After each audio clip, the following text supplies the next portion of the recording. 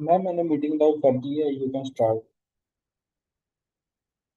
Okay, just give me 2 minutes.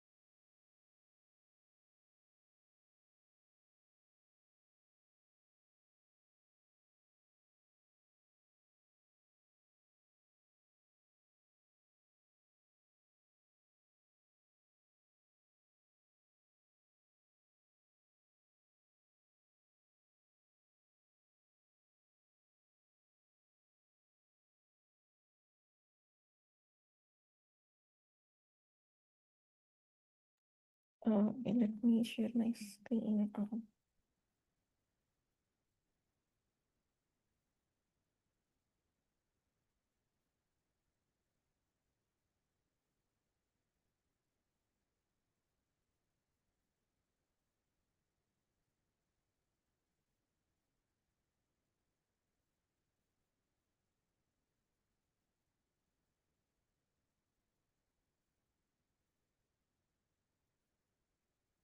Okay, so yesterday we were discussing the design of YouTube. And we discussed like some high-level design and components on low-level design. Like we discussed how video transcoding architecture will work, and we discussed the preprocessor and DAG scheduler, I guess. Yeah, we discussed about the preprocessor, that the preprocessor will split the videos into smaller chunks, and then it will generate the DAG based on the configurations files. And it will also cache the data, so that if one chunk is failed, like encoding for a specific chunk is failed, the system can reuse the persisted data for retry. And the next thing is the DAG scheduler. So DAG scheduler will split the DAG graph into stages of tasks. So, like you have here the original video. So on the stage 1, we have 3 tasks, like we have video, audio, and metadata. These will run in parallel, so these will be added in stage 1. And then stage 2 tasks are dependent on stage 1 tasks. So stage 2 tasks will be added in stage 2, and all of these can then be run in parallel. So this is what the DAG will do. It will put them in the task queue in the resource manager. So like it can add add the tasks in the stage is, so it is like it can be done like this. So the task queue is we can have the task queue, which is the messaging queue. Resource manager क्या करेगा कि it will the DAG scheduler will put video in the video task queue, audio in the audio task queue, metadata in the metadata task queue. Up next thing is this is at the stage 1. And then for video task queue, we have stage 2. For audio task queue, we also have stage 2. For metadata, we do not have any stage 2 for now. So video tasks, stage 2 tasks will be added in the messaging queue. Like once we are done with this video task, then these can be run in parallel. And then there can be stage 3 as well for these tasks as well. So we can say that stage 3 for video encoding, stage 3 for thumbnail, and so on. And those tasks can then be run in parallel.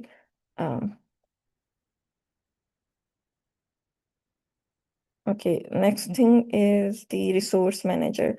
So what the resource manager does, it is like responsible for managing efficiency of resource allocation, like how do we have to efficiently allocate the resources to run the tasks and to assign the workers. So it can do three things, like we have a task queue, a worker queue, and a running queue. So this task queue is like all of these are definitely priority queue. So task queue will be containing the tasks that needs to be executed, like we discussed the tasks in these stages above. And then worker queue, this will be the queue that will contain worker utilization info. Based on this information, the task scheduler will get the most optimal worker from the workers queue. Workers are just the servers that are running the tasks.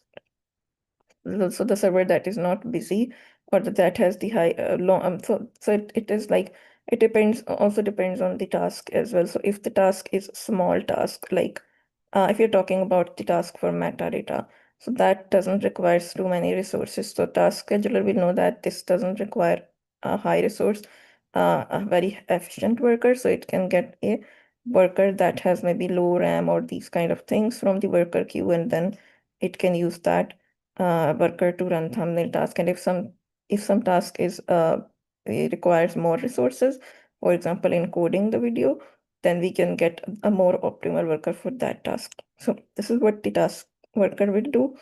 And next is the running queue. So once the so what a task scheduler does, it gets the highest priority task from the task queue, and then it will get the optimal worker from that task from the worker queue. And then from the running queue, it will get the like this runner queue will contain the information of the currently running tasks and the workers that are running the task. So a task scheduler has already got the highest priority task. It could be, for example, the highest priority task can be encoding, let's suppose, instead of thumbnail or watermark. So it got the highest priority task from the queue, it got the optimal worker for the encoding, and then it puts the task and the worker in the queue to tell to give the information to the system that this specific task is running on this specific queue currently. And if once the worker is done with the task, then that can be marked as completed.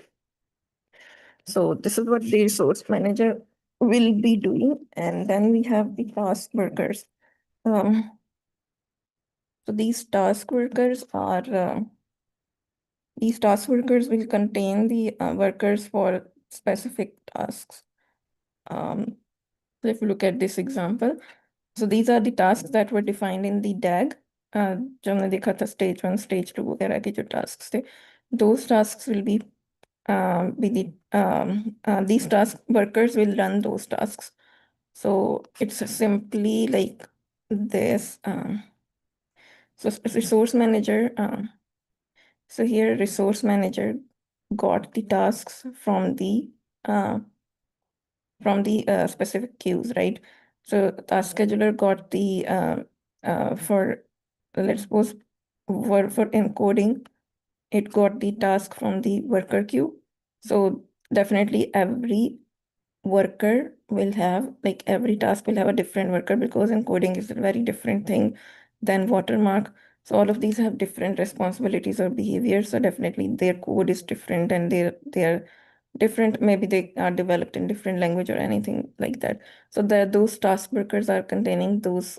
We can also maybe call these microservices, or that are specific to a specific task. So these are those task workers. So task workers will contain those task workers in here. Acha, next thing is the next thing is the temporary storage.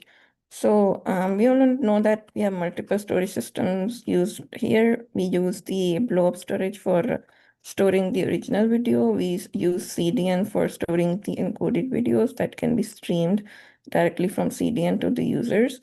And one more thing is that there is when we are performing these encoding operations, then metadata is frequently accessed by workers, because we need to get the metadata. What is the size of the video? What is the what should be the format of the video, and those kind of things. So what we can do is that this metadata is usually, since it is frequently accessed and it is also smaller, so we can cache the metadata in memory. So this is why we say that we can put the frequently used and smaller sized data in the cache, and the other data that is larger, for example, video and audio data, that can be put in the blob storage. So this is helpful. Like once the thing that we have placed in the temporary storage, like is in the memory, like metadata that can be freed up once the corresponding video processing is complete, because in that case we do not need to access that metadata. So we can just remove it once we have already processed the video. So temporary storage is used to store the metadata. Yes, Evan.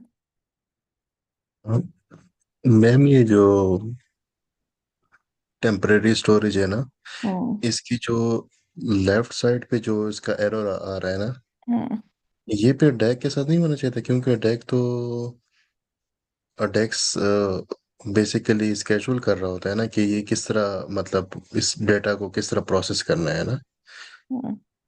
नहीं, pre-processor is actually storing the metadata information in temporary storage, and task workers are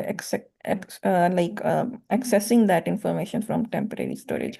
क्योंकि pre-processor में हमने देखा था कि pre-processor जो है, it splits the videos and like it also stores the videos in the blow up storage, right? So when the user starts uploading the video, there is some metadata regarding that. So the thing is कि pre-processor क्या करता है, it splits the video into multiple chunks, and it also creates different versions of the video, like different formats and different codecs, encodings, and those kind of things.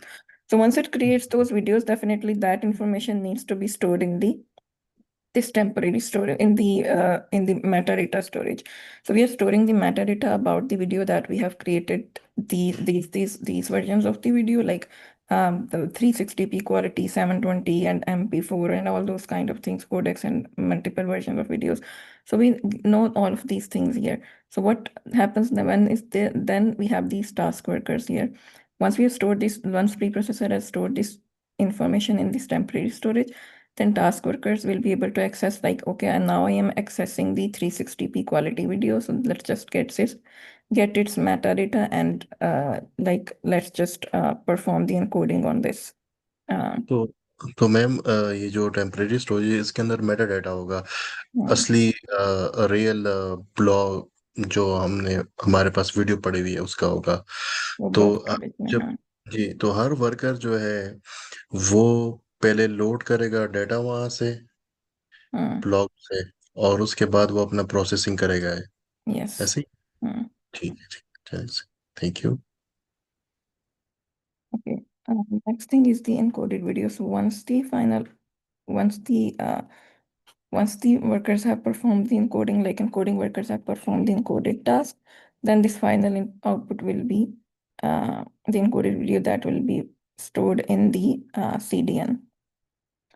So in this example, let's suppose the encoder was encoding this video named funny 720p.mp4.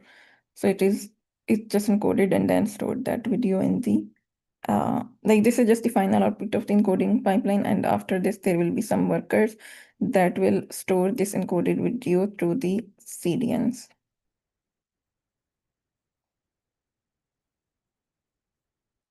Okay, let's just talk about some of the optimizations. We already discussed the video uploading flow, streaming flow, video transcoding. Next, we need to discuss some of the optimizations that might include safety, speed, and cost saving. So first thing is like parallelized video uploading. Right now we are just discussing like how we can like upload the whole video, right? We didn't discuss if we can because the thing is, if we are trying to upload full video as one chunk, then definitely if it is a very big video, it's going to take a lot of time. Yes, Wahab. Ma'am मेरा ये question है कि ये जो deck है ये store कहाँ पे होगा, ये कोई प्रोसेस है या कोई इसकी कॉन्फ़िग फाइल होगी? DAG जो है ना, DAG की there is a configuration file here. So what happens here, like we discussed here, DAG scheduler. So DAG scheduler so first thing is that this preprocessor creates the tag based on this based on these configuration files. So you can see that here we have this configuration file for a DAG where we have a download task, and after download task there is a transcode task. For transcode we also have this task configuration if there was any other dependency of this task we could have added as next to this. So once what will preprocessor do? The preprocessor will just create the DAG based on this configuration files. It created this DAG, but definitely it's not that simple. Like we have a very we can have a very complex DAG like here, like this. So once this DAG is being generated, then DAG scheduler will create the tasks based on the DAG that is being generated. Yeah. और मेरा एक और question ये था कि suppose हमारे पास different requirements हैं video की, Hmm. तो उसके लिए डेक कैसे मतलब सपोर्ट करेगा लाइक? उसके लिए what we have here is like we have this video encoding task. Like here you see that we have 3 different tasks: video, audio, and metadata at stage 1, because these can be different, these are independent and can be run in parallel. So but video encoding cannot be performed before downloading the video, right? Similarly, audio encoding cannot be performed before downloading the audio. However, downloading video and downloading audio are independent. These can be done in parallel. But the tasks that are dependent on stage 2, we have these tasks related to video. These are tasks that are dependent on video, downloaded video. So now we have these tasks: video encoding, thumbnail, and maybe watermarks and other tasks related to video. All of those can be performed in parallel. Okay, so now we have this video encoding about the different formats that we can handle. So for that, we have these tasks that can be run in parallel in video encoding task, like you see here. Like you can see in this.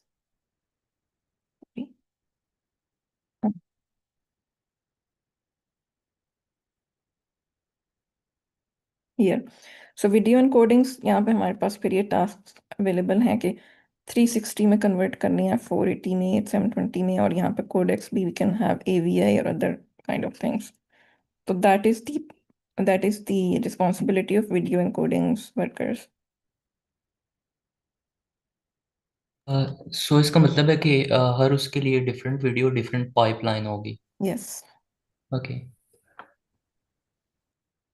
Because the thing that all of these can be run in parallel, like we are not bound कि once 360 video is being produced, then we will do the 480, like we can do all of these in parallel. Okay.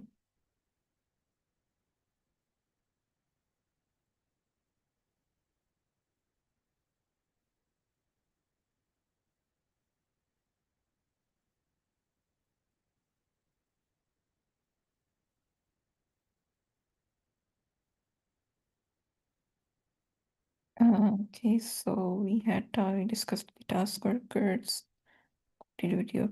Okay, so we were discussing the system optimizations. And we were discussing that right now what our design is doing is just uploading the whole video at once. But what if the video is very big, maybe 1 gigabyte, then it's going to take a lot of time to upload this. So to optimize this process, what we can do is that we can split the original video by GOP alignment, right? So we can see that this is the first chunk, second chunk, up to so on n chunks. We can convert it to maybe 5 minutes videos chunks, right? So, and then once we have splitted these chunks, and then we can upload all of these in parallel, right? We can upload all of these in parallel, and then we can, once the videos, once all of the parts are uploaded, then we can assemble these into one. So this can be done on the client side, right? This GOP can be implemented by the client side. So the client side is like if you are uploading it from the browser, then on the browser side, the GOP alignment will split the video into multiple chunks, and then those chunks can be uploaded to the original blob storage in parallel. But there is one thing that there might be some devices that might not store the proper GOP alignment, maybe the mobile devices or some other browsers. then maybe on that case, there might be some other things that can be done. Maybe we can upload the whole video or something like that, but we are not discussing that here yet. So this is one of the optimizations that we can do. Yes, Afant. Ma'am GOP अगर आप short से मुझे थोड़ा repeat कर लेते हैं GOP क्या होता है Acha, this is ज़्यादा डिटेल something में नहीं discussed छोड़ते up here.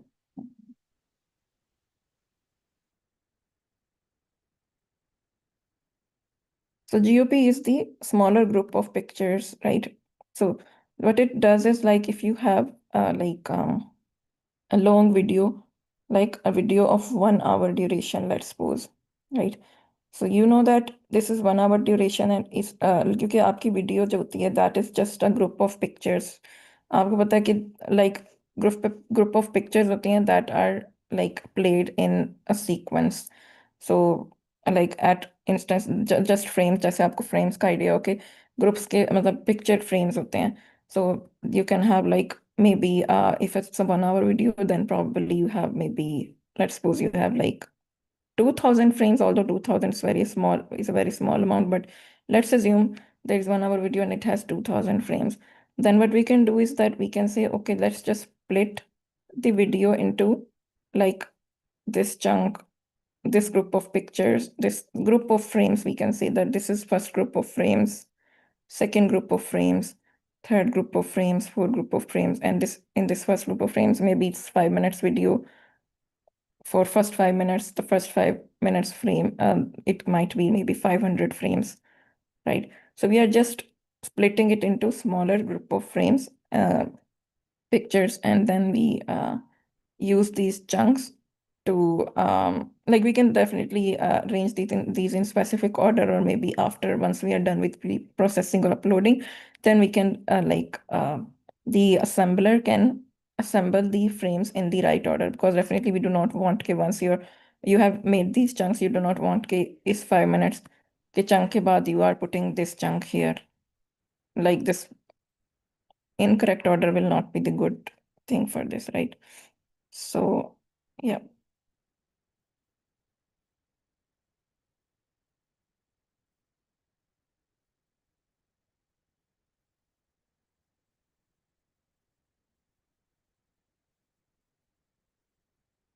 Uh,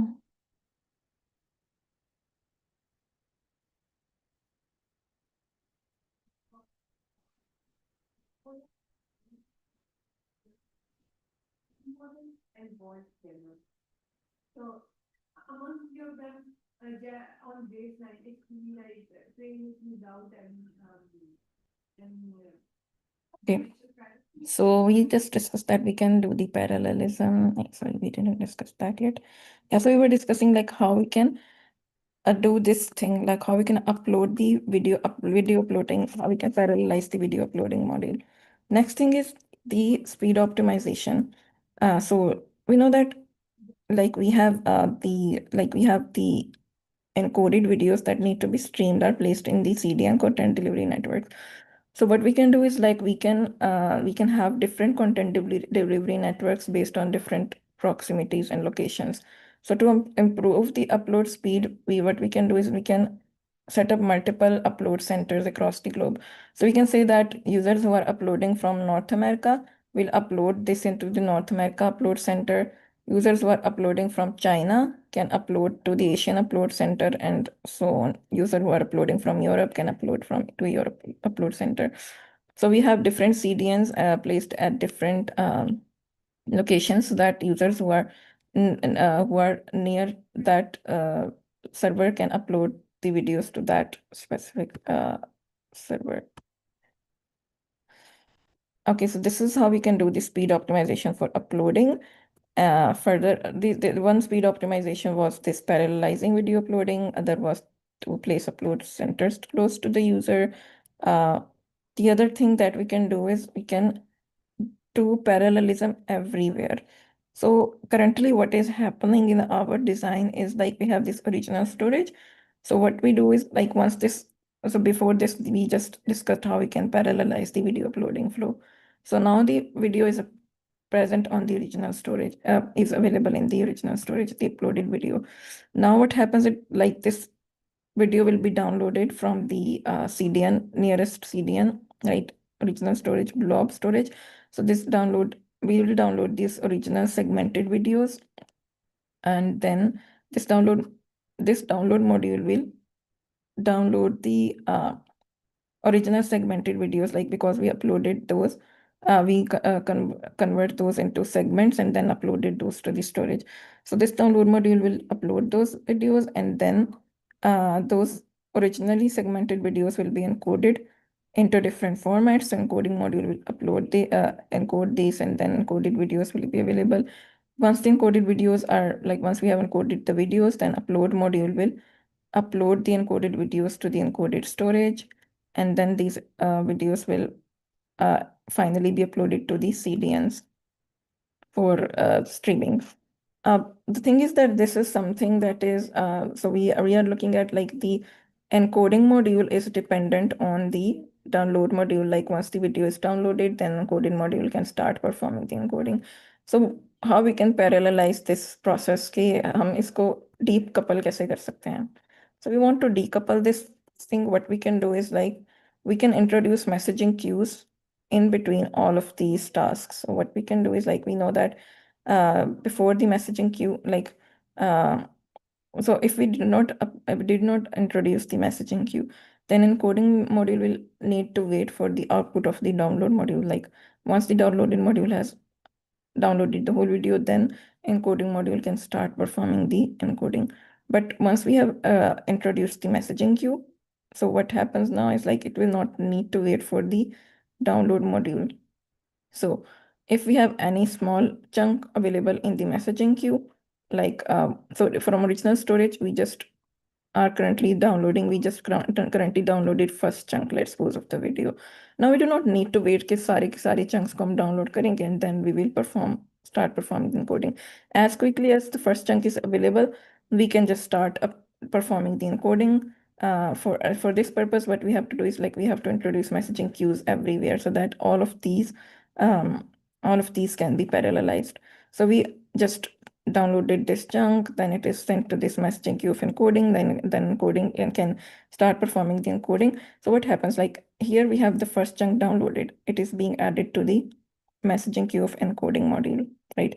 Now encoding module has started performing the encoding task. Let's suppose it started encoding the 360p video, and meanwhile the second chunk is being downloaded. Now what happens, this second chunk is being downloaded and it is added to the messaging queue of encoding modules. अब क्या होगा कि अब encoding module that is already busy in performing the conversion of the video into 360p, now it does not need to wait. आपके encoding module को wait करने की ज़रूरत नहीं है कि पिछला वाला 360p, पिछले chunk का 360p conversion complete होगा तो I will move to the next one. As soon as this is available in the messaging queue, another worker can be spawned, and then that worker can start performing the conversion for this chunk of the video. Yes, Ifan.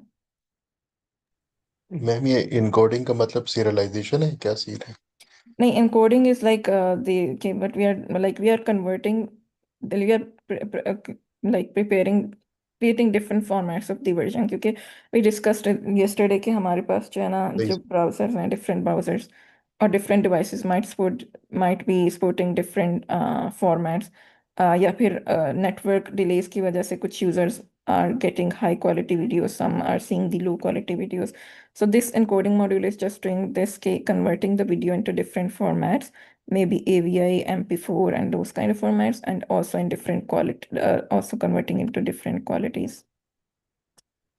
Okay, thank you. Okay. So now encoding module will put these. Now the thing is that now we are just putting the messaging queues everywhere to make these tasks independent. So one chunk is once completed, the other available chunk, once the other available chunk is, next chunk is available, it doesn't need to wait for the previous chunk processing to complete. So we just do this on every before every task, we just use this messaging queue. So once the upload module, once that chunk is being encoded, then it can be uploaded parallelly to the encoded storage. And once it is available in the encoded storage, it can be uploaded to the CDN. So this will parallelize all of the tasks and make those decoupled. And okay, next thing is the safety optimization. We just discussed here the speed optimizations, that we can perform the parallelization on video uploading. We can place the upload centers close to users, and we can parallelize everything, all of the tasks using the messaging queues. Okay, next thing is the safety optimization. Because the thing is that we do not want because this is one of the most important aspect for the users. So we just want only authorized users can upload the videos to the right location. We do not want कि कोई भी unauthorized user can upload the videos, like someone like who does not have access to your YouTube channel cannot upload the videos, right? So we need to make sure that authorized users are uploading the video to the right locations. So what happens this is the user, and how we can introduce safety here. Like once the user has to upload a video, first it will go to the API servers, and API server will create a pre-signed URL. Pre-signed URL is something that is only generated for authorized users, and then using this pre-signed URL, this video can be uploaded. So this can now only be uploaded by the user who has this pre-signed URL. No one else can access this pre-signed URL and upload this video. So this will add the safety feature to our design. And so what happens is, like, the client will make an HTTP call to the API server to fetch this pre-signed URLs, and then this pre-signed URL will just give the access permission to this so that specific object. Like this specific object can only be uploaded by this user. So this will create a pre-signed URL, and then this pre-signed URL can be uploaded to the storage. Achha, the thing is that this pre-signed URL is only specific to maybe Amazon S3, maybe like Microsoft Azure or some other instances might call it something different, but or maybe we can call it shared access signature.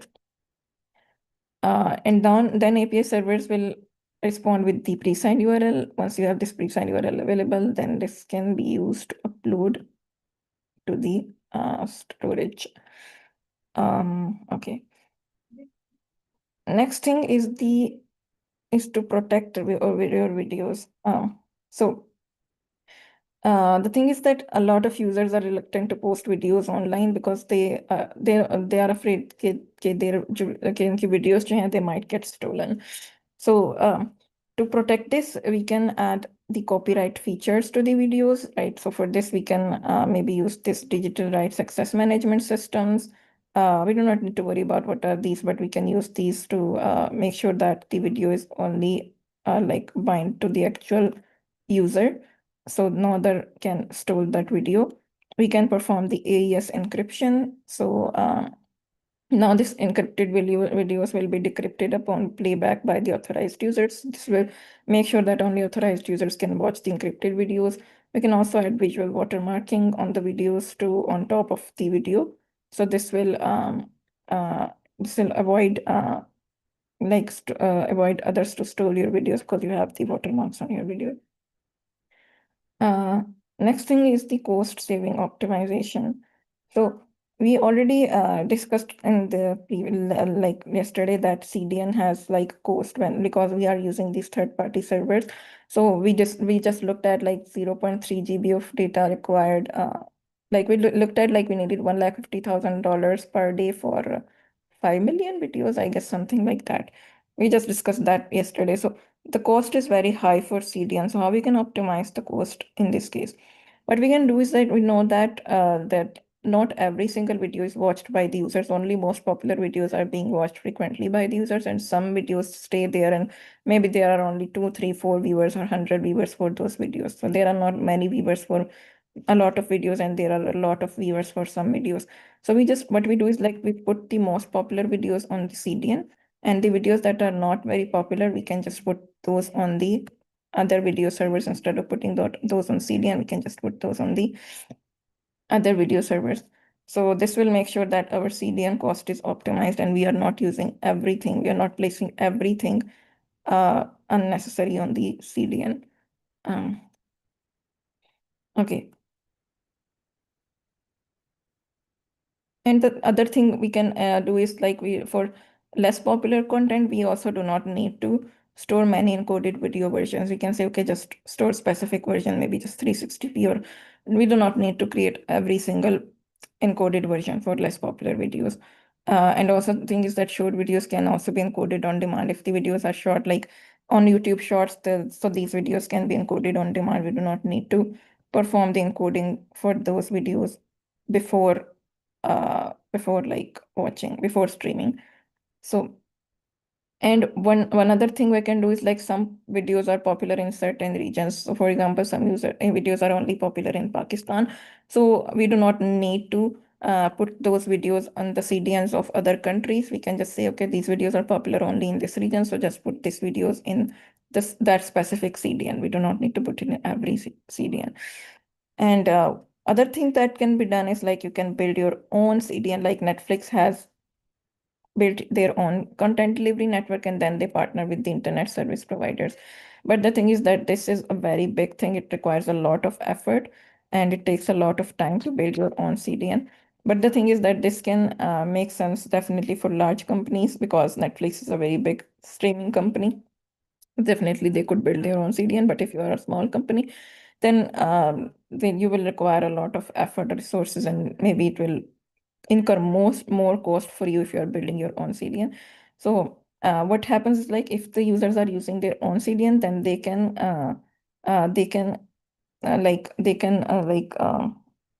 agree with the ISPs. They can make contracts with the ISPs. Like ISPs are like the internet service providers that we are going to locate like place our CDNs, because ISPs are located all around the world, so we can just put the partnering with ISPs. We can place the CDNs near those locations, and this can also improve your viewing experience and bandwidth charges. Okay. So like we discussed, like how we can make the optimizations based on how we can make the cost saving optimization. Okay, last thing is the error handling. So so we know that when you have a very large scale system, then there is definitely a lot of errors that can happen, and how we can handle such errors, because we need to make sure our system is highly fault tolerant. Because if your system is this is a very important requirement for all of the systems, that your systems should be highly fault tolerant. So we need to handle our errors gracefully, and we should be able to recover them from quickly from those errors. So first thing is like we can have some recoverable errors. We can have two types of errors. One are some recoverable errors or non-recoverable errors. So recoverable errors are some errors that can be recovered. So let's an example of this could be like if your video segment fails to transcode, right? And maybe this might be due to some network error or something else. So what happens is like this is something that can be recovered because we can retry this operation a few times. And if let's suppose it doesn't, let's suppose if we tried it 5 times, we retried this video segment encoding, like transcoding for 5 times, and it still didn't work, then we can put this into non-recoverable error, because this might be due to some other issue, not because of network or some other simple error. So we can say that in that case, this can be put in the category of non-recoverable errors, and then we can return a specific error code to the client that we are unable to transcode your video. Other kind of errors are non-recoverable errors. These are the errors that can be happen due to malformed video format. So due to this, what happens that system will stop running the tasks associated with the video, and then it will return the proper error code to the client. Same thing is like here. So if your transcoding is failing because of network errors, then that is something that can be recovered.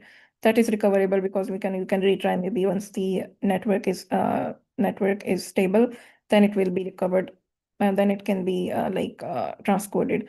But if it is something that is like due to malformed video format, then no matter how many times you try, this is going to fail every time. So this is something that is non-recoverable. In that case, you cannot proceed further with for example, video uploading. So in that case, you can just stop the tasks related to this video, and then you can return the error code to the client.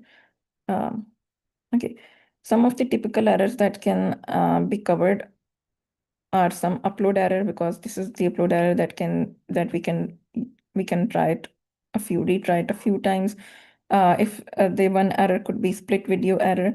So like we discussed, like GOP is probably not supported by all of the browsers or some specific devices.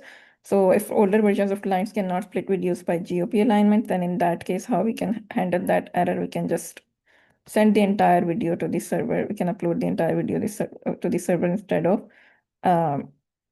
splitting it. So what happens is, like, this client is not able to the client was not able to support this GOP alignment, right? So what happens is, like, instead of doing this splitting or uploading the video to the whole video to the storage directly from client, we can just send this entire video to the splitting video server, like server side. Now the server can perform this splitting instead of doing that on the client side. Some of the errors might be transcoding errors, like we can do again, retry that. Preprocessor error can happen during the DAG diagram generation, so we can perform the try to regenerate the DAG diagram. It can also happen in DAG scheduler error, so we can reschedule the task if the error happens in DAG scheduler. If it happens at the resource managers, then we can use, for example, during the resource, when the resource manager is trying to access a queue and it is down due to maybe a lot of load, then we can, or maybe due to some other issues, then we can just use replicas of the queue. So if a queue is down, we can use the replica of that queue to access the tasks or workers from there. And if task worker is down, again, we can retry the task on a new worker. We can spawn a new worker. And if the API server is down, we can redirect the server. We can redirect the requests to different API servers. These are all of the things that we already know, that how we can use replicas to make sure that our system is highly available and fault tolerant, all those kind of things. Metadata cache server can be down, so we can just replicate our data to multiple times on different cache servers, multiple replicas of the cache. So if one node goes down, you can still access the nodes to fetch data, and we can bring up new cache server to replace the dead one. A metadata DB server is down, then again, you can have replication on that one. Replication can help a lot with the high availability and fault tolerance. Okay. So this is all about the how we can design a YouTube. So we discussed like the architecture of video streaming services, and we can just discuss few of the additional points, like how we can scale the API tier, because we know that API servers are stateless, so we can use the load balancer before it, and then we can horizontally scale for a lot of requests. Like we can just place the load balancer here, and then we can spawn different API servers based on the availability. We can do horizontal scaling. We can also scale the database. For this, we can perform the replication and sharding. For live streaming, we can also maybe right now we just discussed the videos that are being downloaded, and then there are some videos that are live streamed as well on the video. So we can also maybe discuss like how we can stream the videos that are being uploaded, that is being recorded at the lifetime, in lifetime. So in that case, we haven't discussed the design of that live streaming server for now, but they have still some similarities. We can, because we know that though both of these will require uploading, encoding, streaming, etc. But the thing is that live streaming will have high latency requirement, because it might need different streaming protocols. So because you know that you are streaming live, so as long as the video is being recorded, it is being visible to the user. It's not like first the user has recorded and uploaded and those kind of things. So we would need very high latency for these kind of live streaming videos, and you would probably need lower requirement for parallelism, because the thing is that your video is being recorded live. So as the first few frames that are being recorded, these are immediately streamed to the user. So you do not need to worry about parallelism here, because parallelism is needed when you have the whole video that is being available, and then you need to split those into chunks, and here you do not need to split this into chunks. And we can also like look at, because this is something that is being streamed live, so we need to make sure that our system is able to support some of the violations and something that is being some illegal videos, because if our system is not able to detect those videos and these are being live streamed, this is something we do not want. So we need to be able to remove these kind of videos and actions from the videos, and so this can be something that can be discovered during the upload process. Yeah. And yeah, I think that's it for this your YouTube like video sharing service. Any questions?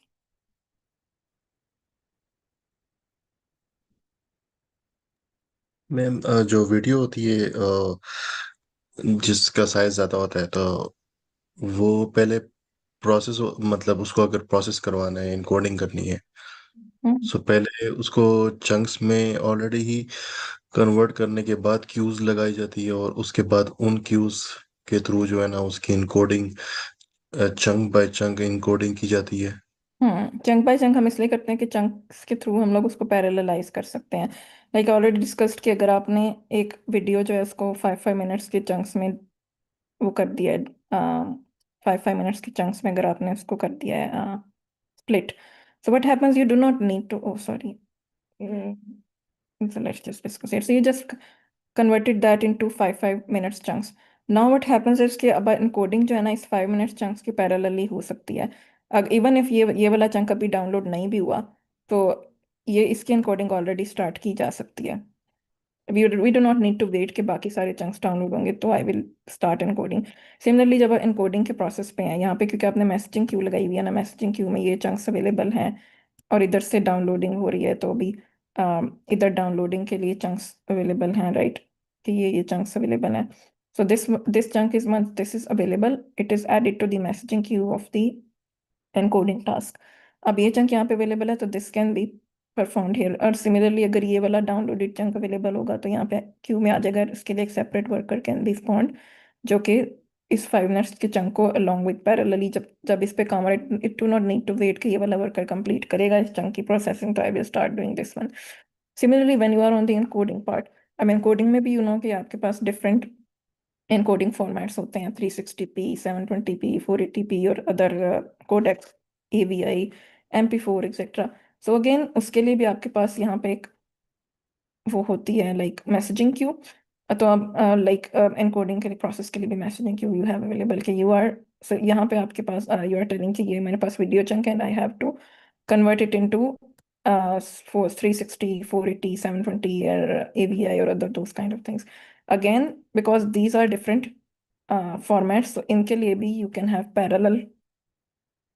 parallel workers that can do all of these in parallel. You do not need to wait कि 360 का chunk format complete होगा तो I will start doing the 480p and so on. So this is how you perform.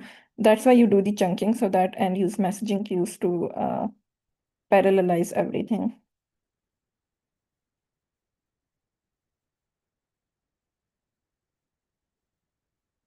Any other questions?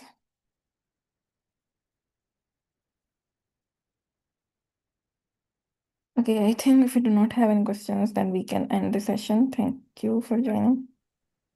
I love it, man. Perfect.